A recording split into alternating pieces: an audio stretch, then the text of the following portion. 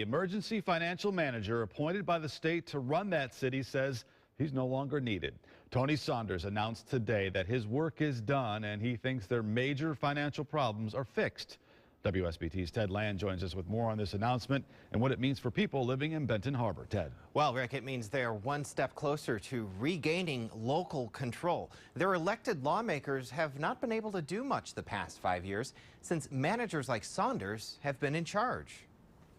When Tony Saunders took over control of Benton Harbor at the start of last year, he says the general fund had about $3,000 in it, and they weren't sure if they'd be able to send out the next round of paychecks. To compare now and February 1st, 2013, it would be night and day. Saunders says a lot has changed. The deficit has been eliminated, and the general fund is in much better shape. But it came at a cost. Emergency managers in Benton Harbor cut the city's workforce in half over the last 5 years, from 120 employees down to less than 60. Now Saunders says the city can focus on repairing crumbling roads and other infrastructure. I'm fairly confident that with some of the mechanisms that we put in place, the city will have a smoother ride ahead. It's now up to the governor to appoint an advisory board, which will help transition the city to full local control.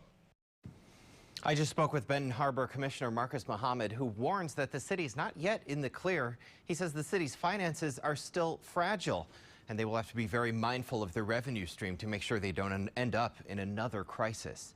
At the live desk, Ted Land, WSBT Channel 22 News. Ted, thanks. Well, crews have been battling a fully engulfed church fire in